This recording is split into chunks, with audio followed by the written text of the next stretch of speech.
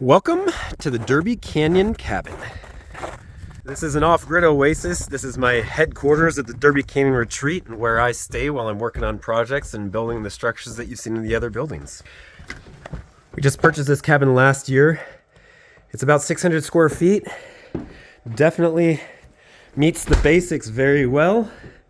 We don't have running water, but we have gravity-fed water. We have a propane stove and oven.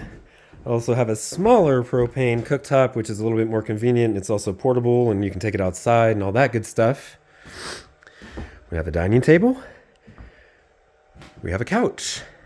We have a charging station that is entirely powered and fed by those two batteries and those tiny little solar panels. One day, sooner than later, I will probably put a much more substantial system up here, but it kind of depends on the future development that we're doing and what we end up with down below, because that might not even be necessary. I also have a makeshift bathroom. Right now, I'm just using a cassette toilet. I do plan on installing the same style of pump toilet that we have down below. That's a work in progress, and once we get a chance to really test that thing out, I think that's what we'll end up doing up here as well, because really septic is not an economic viability. It just doesn't make any sense as far as negative equity and that kind of a thing. Another project for the spring will be a water catchment system. So this is the holding tank. I'm going to mount it on a frame built here. It will be gravity fed. I already have a system built outside that has collection and a diverter. The main reason I didn't finish that this year is because I'm very concerned about that water freezing. We're at about 3,000 feet in the Cascade Mountains. Definitely gets below freezing for months at a time up here and probably close to zero in the dead of winter. And I just need to figure out the best strategy to keep that water not frozen. Love to know what you guys would do. I know that I could certainly build my own system that's running off the stove and have a circulating system.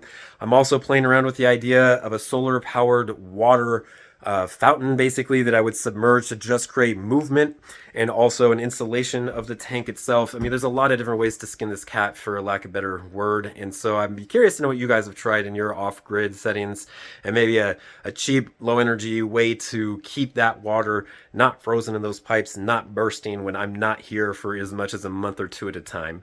I think that maybe doing a better solar energy system and using heat tape could be a good solution, but curious to know what your guys' thoughts are. Now, right now, since this is such a work in progress, this is all just storage and tools and supplies.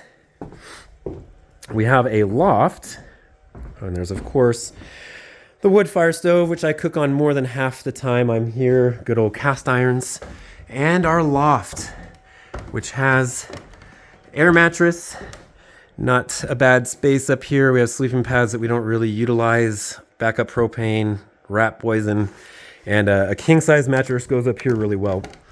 Now we also have a bedroom downstairs with bunk beds, and this is where I stay the majority of the time I'm here. That has a foam mattress under it that's actually more comfortable than it looks, and secondary, up there, personal storage, and a little table for putting personal items. When we first bought this place, they had these set up as two bedrooms, with this one having the bunks over there, or actually the bunks are in the back. I moved them and cut them down to size to make a little bit more practical space there. The old owners also, I think, use this mostly as a ski retreat. The theme here is very cool. Do not zigzag, do not jump. And then they got this line that runs through it, which I'm pretty sure they used for their wet clothes. The guys, I never met the sellers, but they left me a note and said that these are actually skis worn by a patrol in World War II. It was in this area. I don't have a way to verify that, but pretty darn cool. So if you guys are looking for ways to learn how to live off the land, how to be self-reliant, how to live sustainably, that's really the point of this channel. If you're looking for awesome places to live, or I should say camp off grid, and check out some really great amenities in Washington, then I do rent this property out, not the cabin, but the lower property for campsites, and we'll be developing that even further in the fall and spring. Be building some a camper site that will allow us to rent the camper out, and we also will have several campsites where you can come bring your own equipment and stay for free and have access to water and a toilet. So like and subscribe, comment, because I want this to be a conversation, not a video. and hope to hear from you all soon.